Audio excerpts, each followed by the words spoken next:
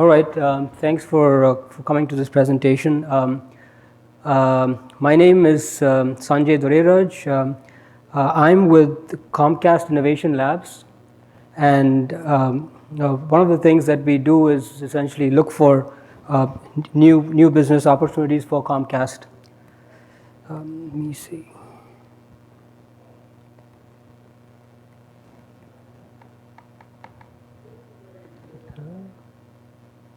Going to see.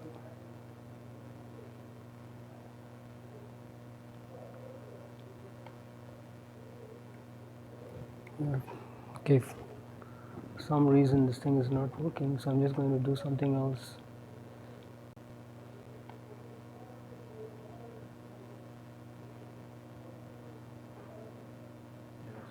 Is good enough? Yeah, you guys can make out what's going on, right? Okay, so before my role at Innovation Labs, I was leading the RDK development effort on the platform and infrastructure side for Comcast. I'm joined by Khem Raj. Khem, do you want to maybe quickly introduce yourself? Yeah, I'm Khem. I'm working on RDK platform, which is our set-top box operating system, and also our IoT framework that we are looking forward. And I've been deploying Yocto build framework. I think you might have been in a lot of talks about Yocto here. I'm one of the Yocto developers as well, and so yeah, currently I've been busy with deploying Yocto into Comcast RDK, and then looking future into what Sanjay is going to present, and how we'll leverage the technology in there. Yeah, and we also wanted to acknowledge Hervé Jordan. Not sure if you guys are familiar with him, but he works for a company called Beechwoods, and he has also helped with some of the material for this presentation. So this is about Comcast Innovation Labs. We essentially investigate new business opportunities for Comcast. That's our charter. And Comcast, as you probably know, we're the nation's largest cable services provider. We're also big into the content space with NBC Universal, and we currently have 28 million subscribers in the United States. So let's talk about the reason for why we are here. I mean, so Comcast Innovation Labs has been doing some, we've been looking for opportunities, and the space that we've been interested in, for the past several months has been the preventative healthcare space.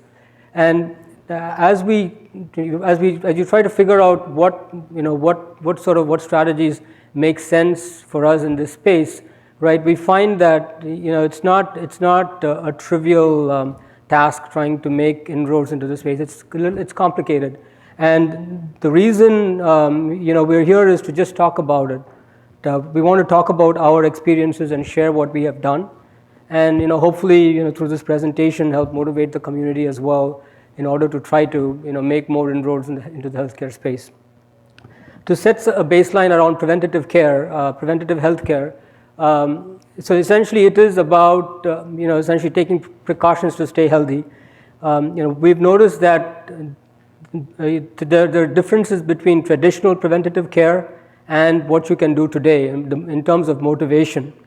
Previously, typically it was an acute condition that motivated someone to follow a preventative care regimen, like whether it's diet or whatever else. But now, with the advent of technology and analytics, we've been able to prove that we can leverage predictive models in order to flag conditions before they happen, so you can take advanced action before things actually go downhill for you. So these are probably concepts that you're familiar with, but I just wanted to set the ground on exactly what we mean by preventative care in case there's any confusion.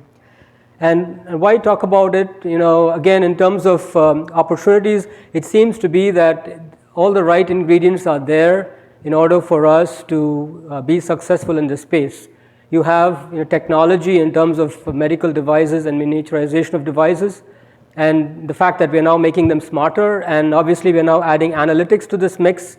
where we're able to sort of leverage this technology to build predictive models that can flag biomarkers and behavioral markers that can allow us to predict issues before they actually get worse. We're also talking about the consumerization of healthcare, where people now know a lot more. There's a lot more information available for them to take, to make more conscious decisions about their health. And typically what that means is that translates into opportunities for them to figure out what they can do, what sort of preventative care technologies they can leverage in order to stay healthy. And it has this immense transformation potential, obviously. I've visited several hospitals over the past several months, and I think the common theme that you find is a theme of regret, where maybe something could have been done. You work with patients who are stage 4 cancer, or you work with patients who are in end stage CHF. You find that common theme that runs through them is one of regret, where maybe something could have been done earlier to detect either some sort of an aortal blockage or maybe detect a cancer in the early stages. And so it has this immense transformational potential, and obviously we want to stay healthy. So there is a huge business opportunity here as well, because obviously if you provide the right solutions, then there's going to be a market for it. So this talk we're going to talk about the technology side. Obviously there's open IoT, so we do want to talk about that. But this talk is also about providing some business perspectives, and perspectives on regulations that sort of orchestrate technological progress in preventative care. And again, this is based on some of the research that we have done. And again, hopefully, by sharing this, we can help sort of build the ecosystem on preventative care. So just quickly, we'll talk about the business of healthcare. In terms of healthcare costs, what you're looking at in the United States, essentially, we're at a crisis. And the reason we are at a crisis is because healthcare costs are close to $3 trillion of our annual spend on healthcare. And essentially that amounts to like $9,000 plus per person in the United States. And which is like more than 2.5 times that of the amount spent on average by developed countries. So we're spending an exorbitant amount of money on healthcare. And if you look at the breakdown there, you're seeing hospital costs are huge, with 32% of that. And what you'll find is that there's cost pressures that are essentially showing up in the economy that make this entire model of healthcare sustainable. Medicare is essentially going to go bankrupt if we continue the way that we are proceeding. This example talks about the aging within the nation. We want our aging population to essentially stay healthy and have the best quality of time in their old age. But the economics of trying to use the current system and leverage what we have today is just not feasible, because as you can see, right, this is just showing between 2010 and 2050, where you actually see this, the folks above 65 and older, the band gets really wide. In terms of in practical terms, in 2014, 1 in 8 adults were over the age of 65. In 2020, 1 in 5 are going to be over the age of 65. And the important thing is that not only that, we're getting more seniors, we're also finding that for every senior, right, the healthcare spend is 3 times the cost that it would take to take care of someone less than 65. So you have this sort of multiple forces, multiple cost pressures acting on driving healthcare costs up. The other thing is the Affordable Care Act, which I'm sure you guys hear a lot about it, but what it is doing is it is essentially increasing the number of newly insured folks into the marketplace. So we've essentially grown by almost 11 million folks have been newly insured over the past few years since Obamacare or the Affordable Care Act was installed, and this is expected to go up to 25 million over the next several years. So and all of these, the bill for this is being foot mostly by the government that subsidizes the cost of healthcare for most of these folks. So once again, you're looking at cases where this is sort of not sustainable. And again, there are systemic issues with the healthcare system in the sense that you have misplaced incentives, where the focus is more on episodic care. Like when you go to the doctor, the focus is more on that transaction, but not upon the holistic picture of your health. And in the process of doing something like that, right, and incentivizing folks for the wrong reasons, you are essentially ending up hiking healthcare costs. You have a fragmented healthcare delivery system where providers or hospitals and payers don't really know what each other is doing. They cannot exchange information, which again basically means that when you switch between providers, the new provider doesn't really know what your past medical condition was, and it may lead to redundant treatment that on one side jacks up costs, on the other side it can make you sick. I mean, you do too many MRIs, too many X-rays, it's not a very good thing, right? Because you're being exposed to these harmful gamma rays. And then you have a lack of informed intervention in terms of folks making decisions. Pretty much the default decision is for someone to head to the ER and not to use a home remedy or not to go to an urgent care, which is much cheaper. And it's sort of been proved that nearly 70% of visits to the ER are unnecessary. So all of these just go to increase costs. And then finally you have differential treatments. Treatments that you see in hospitals these days are not based on evidence-based outcomes where you know that this particular treatment works, but different people try different things. And based on who you are, you get different treatments. And again, that sort of results in these differential outcomes that may cause people who've been discharged to once again come back, and again, once again, jacking up healthcare costs. So the cost pressures are all over the place. I mean, healthcare, so we're essentially in a crisis state, right? And it's really not sustainable. So in terms of what is being done about this, the government is, a lot of the work that the government is doing is around this initiative called the Triple Aim. And the reason why the government is so influential is because the government controls 130 million people, right, are essentially being paid by the government. That includes folks in Medicare, Medicaid, and other programs that the government has. And in terms of the Triple Aim, there's three big things that matter and that drive a lot of the policy, and that is, improving the health of populations and making the entire population better. Improving the quality and experience of care. Like when you go to a hospital, make sure that you get the best quality of care and the best experience, and reducing costs. So these are the things that the government is trying to come up with policies that sort of get all of these three things to happen at the same time. And this is actually possible. I mean, our healthcare system is so in such a state of disarray that we really are not doing the right things in terms of managing costs. And in order to change the current system, right, what you're looking for is gains or reduces in expenditure in the trillions of dollars in order to do something sustainable. And that cannot be done by taking smaller steps.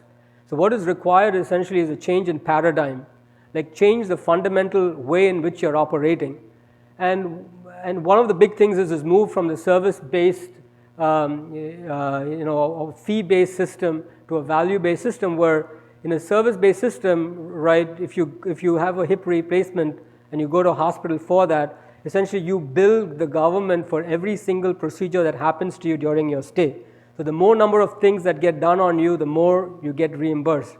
In the case of value-based or what they call bundle-based payments, it works differently in the sense you get paid for the entire treatment, like the hip replacement. You get a certain amount of money for that. And the provider has to figure out how to make sure the best outcome comes out of that payment. So that reduces this incentive for these perverse sorts of things that providers sometimes engage in, right, in order to get more money from the government. And then there's also these other things that we'll talk about, with respect to these policies that provide incentives for good outcomes and disincentives or penalties for poor outcomes. And you have the Health Information Fund, the HIT fund, which is actually spending around $28 billion they make available to folks who are trying to digitize healthcare and make it more integrable with a lot of all the other provider systems. So that is the amount of money that the government spends every year, and vendors have leveraged that, providers have leveraged that money in order to improve the to sort of improve the healthcare system. And there are a lot of other things going on with improving care coordination through EHR, which is electronic health records, and then improved patient engagement. Like you probably notice more use of patient engagement portals. A lot of these are funded by the government. The government is sort of funding a lot of these places in order to come up with these tools that provide for better patient engagement. And then, telehealth is huge, and, we can talk a lot about that, but rules are changing in the sense the government is having more favorable telehealth reimbursement policies that, that provide more opportunities for folks to engage in things like telehealth. So, so there's a lot of challenges. Obviously, there's inertia. Providers don't want to change from what they're doing today. There's conflicting incentives, like I mentioned.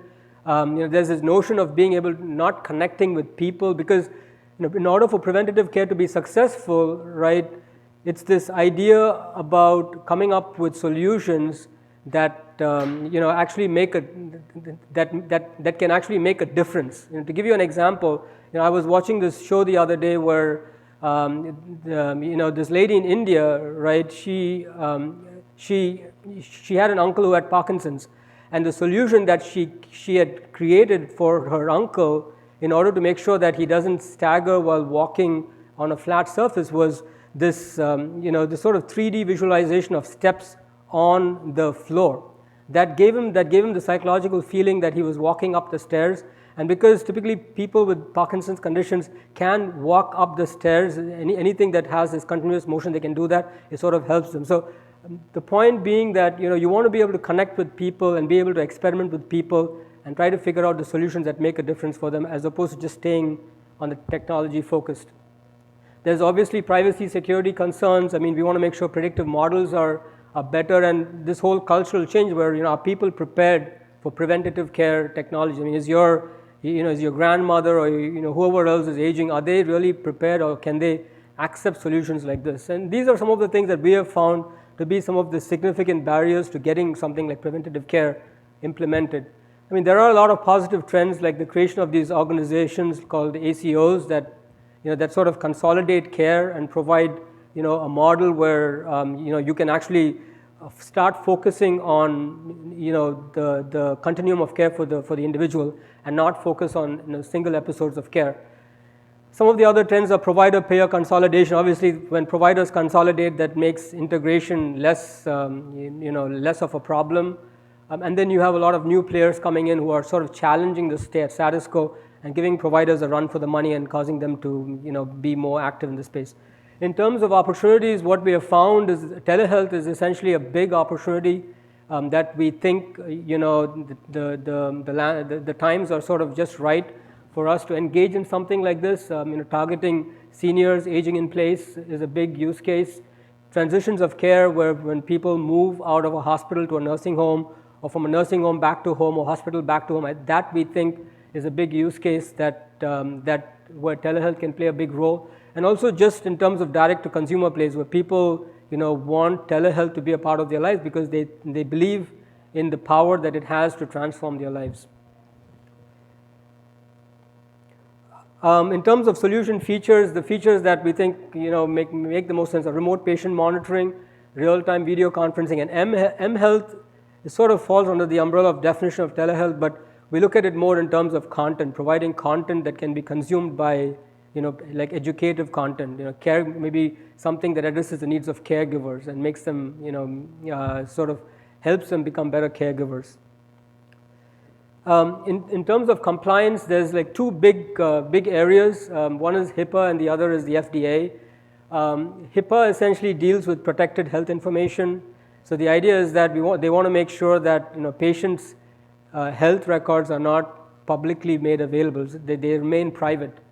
So that's what they concern. They have rules and laws that make sure that the patient's health information is protected. And on the other side, you have the FDA that has rules and laws to make sure that the medical device that you're using does not pose a risk to you in terms of does not harm you. HIPAA was passed in 1996, so way back. Something that I'm sure you guys encounter when you go and visit the doctor's office. You need to sign some sort of these HIPAA forms. The goals mainly are twofold. From our perspective, it's mainly the goal there, which is essentially to enhance privacy and security around protected health information. As a simple overview, there's like HIPAA has 3 parts. The first part is the HIPAA privacy rules that essentially talk about how to make sure that health information is not leaked out. And then you have security rules that talk about how the data should be stored, like encryption at rest, encryption while in transit. And then HIPAA breach notification. In case there is a breach, what happens? What are the steps you should take when there is a breach, in terms of reporting the breach and the due diligence that should be done in order to make sure that you're taking steps to make sure it doesn't happen again. And typically it involves working with third parties, where you work with someone in order to make sure that they help you implement HIPAA in your organization. The other important thing that has happened is the HITECH Act. The HITECH Act was a result of the Affordable Care Act, and the idea again being to make the healthcare industry sort of digitize the healthcare industry. And they actually came up with a bunch of rules, but the main part of the HITECH Act is something called meaningful use. And meaningful use provision, essentially they provide a way of making these hospitals adopt electronic health records and start using them and making it a part of their processes. So they've staged this into 3 phases, each phase in increasing order of maturity. And there are timelines as to when each of these phases should be implemented. And typically it's referred to as MU. MU is a short form for that, in case you get to read some of the literature on this. The goals again are essentially how can health records be used in order to improve the patient experience of care, in order to improve the quality of care and provide better clinical outcomes. So with the HITECH Act coming, HITECH had a lot of features that were that overlapped with HIPAA. So sometime around 2013, there was this omnibus rule that was released by HIPAA that sort of married HITECH and HIPAA rules around privacy and encryption. And this is sort of the de facto ruling that governs what happens in HIPAA today, is the HIPAA omnibus rules. And they provide a much better framework within which and much better accountability for folks that are essentially dealing with protected health information. Previously, when you contracted your HIPAA work to somebody else, the folks that you were contracting were not really obliged to, there was nothing that enforced that they should also comply. But now you have this chain of trust that they've created that makes sure that from the top all the way to the bottom, from covered entities to what they call as business associates, all of them need to comply with HIPAA. And there's several other things that were instituted in order to once again provide a much better privacy and security framework. The last thing that I mentioned is MACRA and MIPS. So MACRA is another ruling that was passed. It's another act that was passed, and this is again meant to sort of build on top of meaningful use. So we saw meaningful use as part of HITECH. So MACRA sort of builds on top of meaningful use and provides a framework through MIPS, which is merit-based incentive payments, to sort of create a composite performance index that includes meaningful use and several other factors together.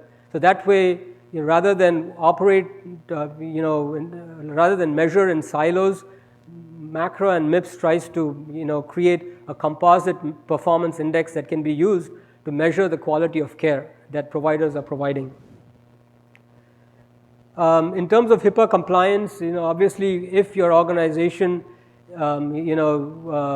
needs to comply, then there's a set of things that need to be done. I mean, the first thing you'd have to do is make sure that you are a business associate, or if your provider, you're covered entity, and you make sure that you have these business associate agreements with your contractors.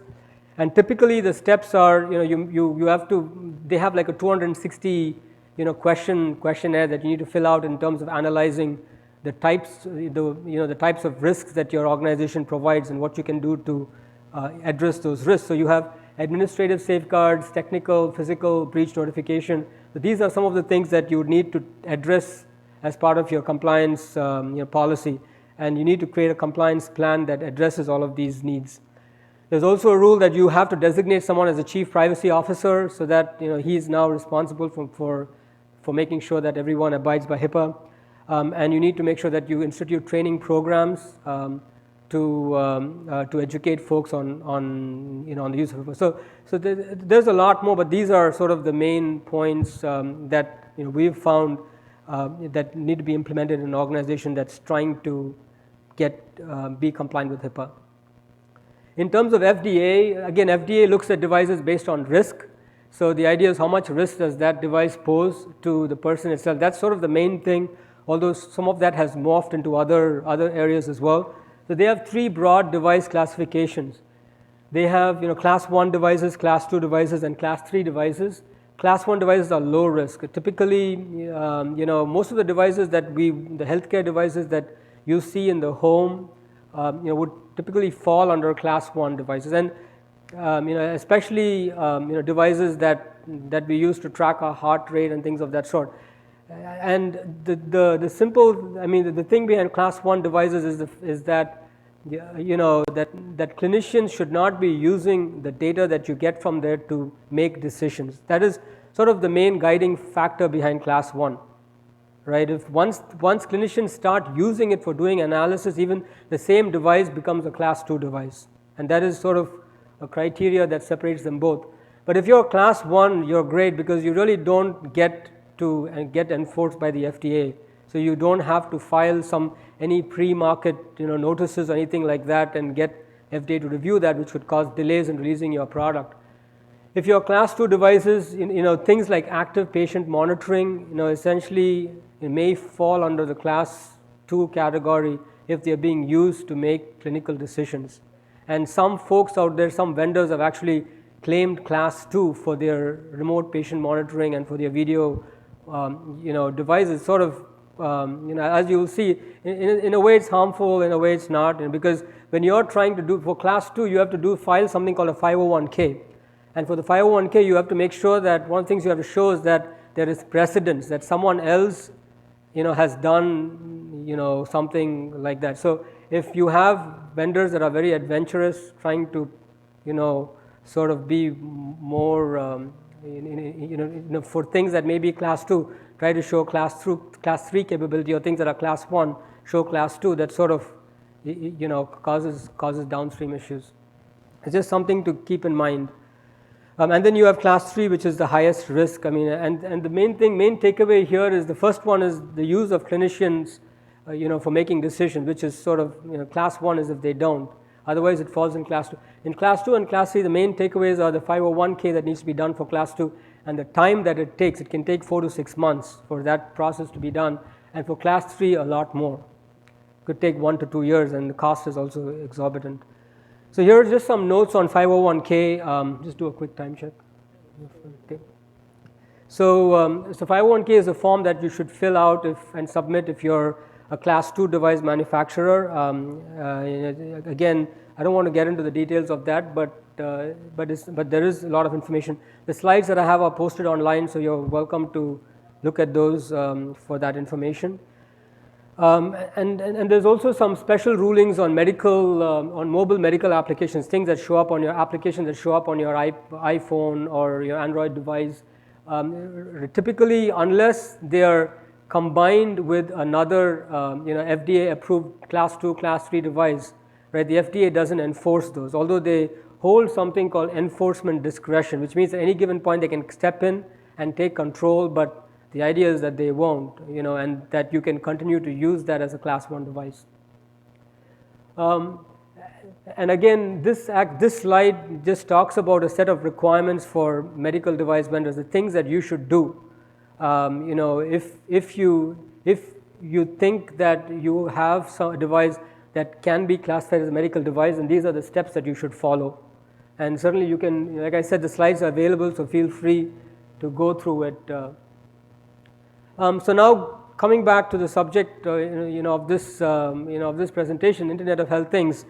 So as we did our research on, how the areas of opportunity in the healthcare space, right? We find that preventative healthcare is huge. There's a huge opportunity here, but the Internet of Health Things is one part of that, and it's a small part of this larger thing that is required in order to be successful in the space. And the other things that you're looking at in addition to Internet of Health things are analytics is huge in terms of trying to, work with the people who have this data. Like the government itself has a bunch of networks like PCORI. They have something called PCORNet that has a lot of claims information for nearly 100 million patients. So you have these huge databases, and the idea is in order to have more effective predictive models, you need to make sure that you're running your regressions on a lot more larger data sets. So analytics is huge in terms of making sure you have the right predictive models, in terms of even making sure you have the right AI, ML, natural language processing and things of that sort. Infrastructure is huge. Think in terms of a telehealth network. Like if you have a patient that you're monitoring at Comcast just by ourselves, it's going to be difficult for us to provide a solution when the patient steps outside the home. So you want to make sure, maybe you want to team up with someone to create a telehealth network. So that way you have SLAs that you can provide to different folks, that are part of the telehealth, your different customers, by getting those guarantees from folks that are building out the telehealth network. So infrastructure is a huge area that needs to be addressed to provide a compelling preventative care offering. Social science is huge, again, trying to understand what people need and tailoring solutions for them. I mean, not focused on technology and high tech, but rather focusing on what works. If the solution turns out to be a simple solution, then fine, go for it. If it's a high tech solution, fine, use it. But the focus should be on trying to come up with things that can be used. Usability analysis is a huge part of that. And then privacy security is this unknown area that, there are a lot of rules, but we still don't know exactly what, once, take the case of Amazon Echo. I mean, that is listening to every word you say. In order for us to come up with a preventative care solution that can, look at your mood and tell how you're feeling, we'll have to have a camera focused on you the whole time. Are you okay with that? Is your grandfather okay with that? Right? These are the questions that you need to answer.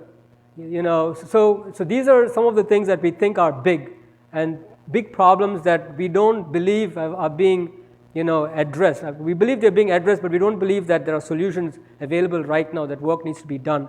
And, we're certainly happy to work with folks who are already doing these things and try to, again, help build out the ecosystem.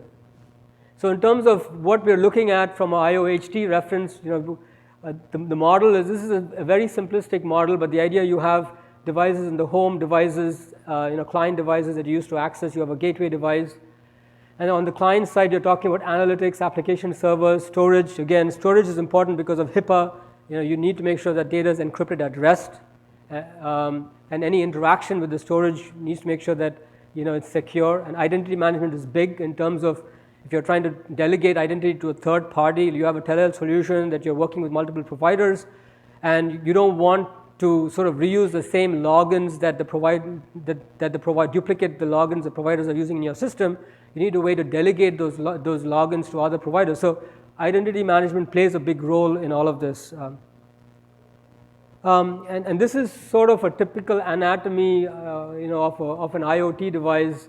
We have hardware layers, the OS layer, the middleware layer. Again, middleware layers translate into some of the frameworks that are being shown out here. Like, you have the OIC, the IoT, and OLJoin and OCF and everything else. We think that that's where that would play, and those are the features that we think would be important. And in terms of the functionality that matters, you have security, real-time response, power usage is obviously a big one. When you talk about like subcutaneous devices and things of that sort, networking is important, operating system, IoT framework that gets used, the physical layer, the size, placement, whether it's internal, external, under the skin, CPU, memory, network capability, and then the functionality. And this translates into this set of, at least when we looked at it in terms of what we can analyze, right? We found the 6 areas that we thought we should explore further and provide information to you that would sort of once again drive this whole, hopefully help drive the ecosystem forward. So you're talking about microcontrollers, connectivity, sensors, operating systems, and IoT frameworks. The reason I bring that up is because we're not going to cover everything, but when you look at these slides that are available again online, there's a lot of research done by us in terms of doing trade-off analysis, looking at several different microcontrollers in the space, doing comparisons of all of their performance, looking at IoT frameworks and comparing them. We've also done a lot of research on connections, comparing them in terms of cost, in terms of performance, and operating systems like FreeRTOS, Contiki, Embed, so it's a lot of use, and sensors as well, especially as they apply for some of the more popular IoT devices out there. So this is something that is available, and you're free to use as a reference, which is sort of what we were hoping it would end up being. We looked at Linux as well, and Khem is going to talk about exactly what we found, or where we found Linux, the plus points for Linux, and issues where we think that maybe there needed to be more work on the Linux side. Yeah. Okay. So this is about Linux, essentially, pertaining to the devices that Sanjay was talking about. We are looking at all those devices, and I just looked at what possibilities are out there, and so this is based on what's out there, what challenges it faces. We'll talk about those as well. So right now, if you look at the microcontroller space, it's upgrading to 32-bit from traditional 8-bit microcontrollers. So the Cortex-M series class of devices, or similar devices, are getting deployed more and more into the microcontroller space, and they are certainly becoming interesting from Linux point of view. And traditionally, it has been a space where you already had a RTOS or some sort of a bare metal application, but given the upgrades that are happening to 32-bit, we certainly see that it's becoming an interesting scenario for Linux. So generally, they don't use DRAM, and for obvious power reasons and size reasons, and then they run from SRAM, and SRAM generally is very expensive, and it's very small in size. And generally, there is a extended memory interface that is available that can be used with microcontrollers. But why I say this is needs to avoid DRAM, because if you look at Linux today, we run on it's MMU, and it requires memory, and you have DRAM. But in this space, for example, that is not going to be available. So how does Linux addresses this challenge, for example? So we looked at UC Linux. So UC Linux is a project which is actually available upstream in Linux kernel.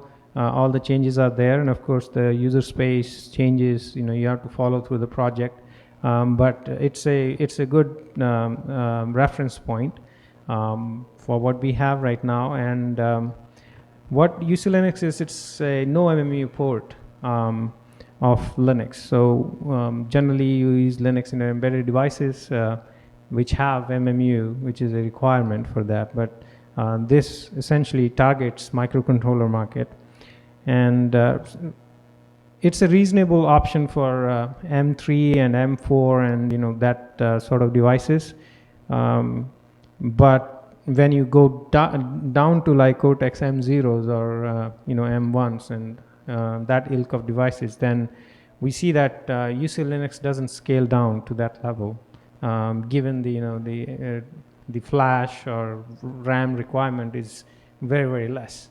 So and then if we put in there is no solution for memory fragmentation. So can we keep this device running forever, for example? There are challenges in there, whether we will have to restart the device, how often we have to restart the device. So and of course the stack size is very low. So how do we fit in into the 4 KB of stack using UC Linux and all your applications in there? And of course, when you go to Linux ecosystem, everything assumes that memory is protected.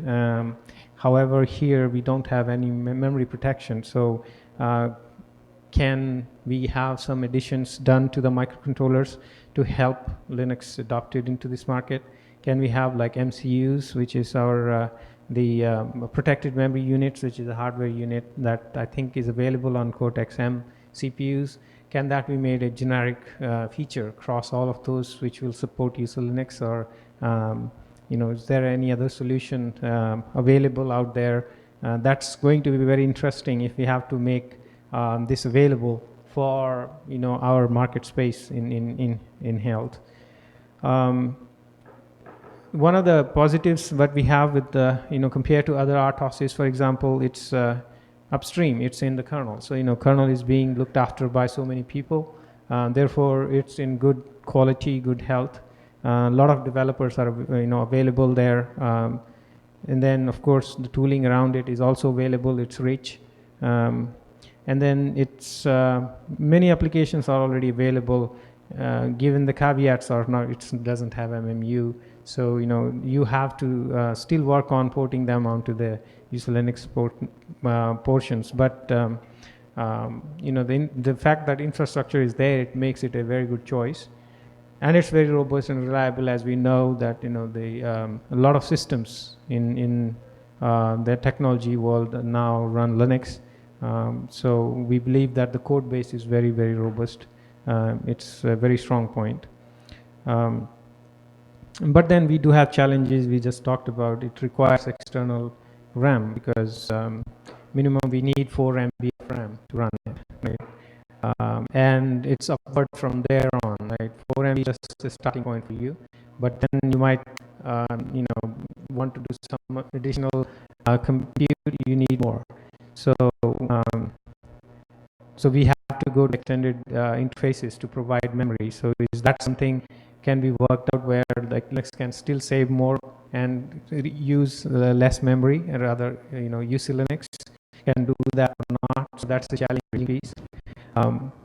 And there are options available, like 32 MB SDRAM. But then it starts adding to the bill of materials, and suddenly your device is becoming bigger. And the non-volatile memory generally is available. The external devices are available like 16 MB, and so there is no big issue there in terms of memory that you can provide using external devices. So Linux can probably fit in there, but performance. So before I move to performance, so there is a Linux tinification project, for example, which is Linaro is doing, and there are more, I would believe, focus that it should receive for the various things, because we want to have it use less and less stack, and if we can fit in into a even smaller memory footprint size. So there is a lot of work that can benefit this ecosystem from that effort.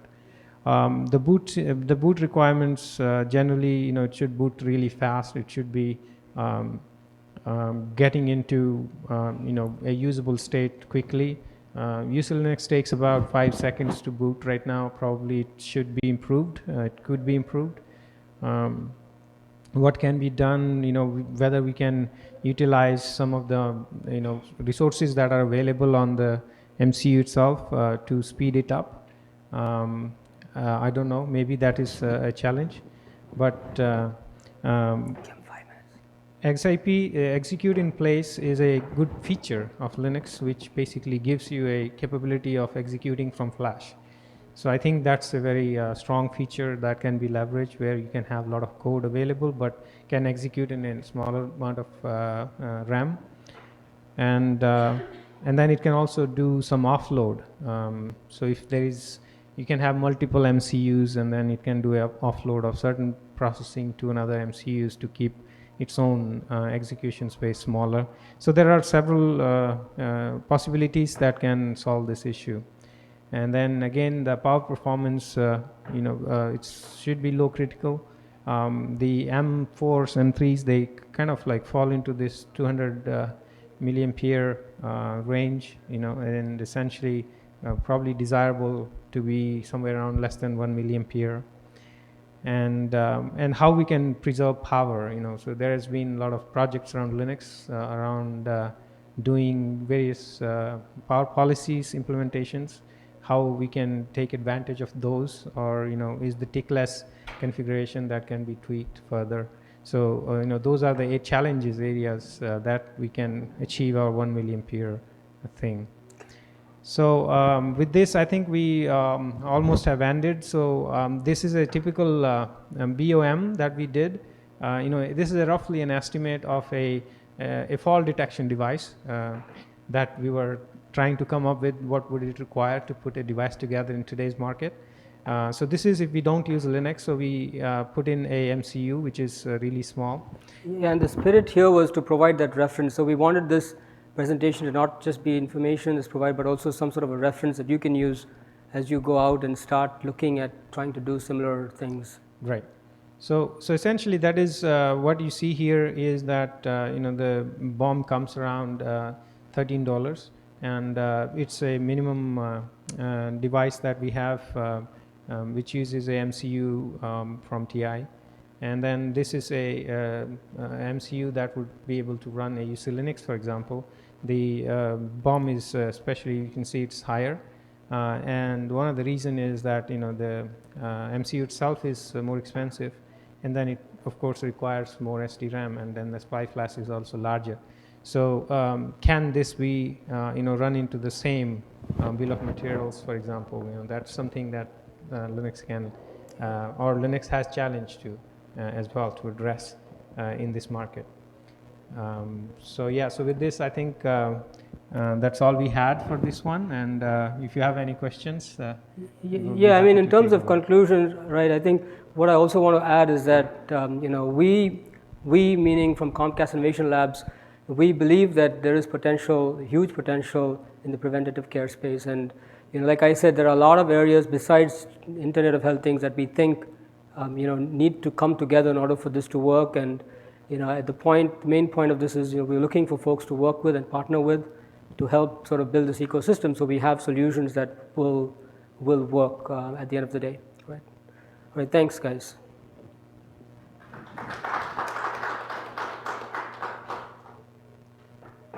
Do you have any questions? Sorry. Yes. Sure.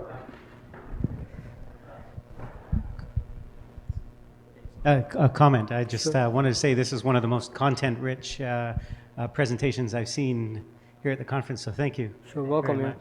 Sure. Thank you. Any other questions, guys? So, yeah, I mean, if I'm Sanjay Dorairaj, it's Khem Raj, and you can connect to us on LinkedIn, and we can certainly exchange, any questions that you have at that time. I'll be happy to talk to you. Thanks.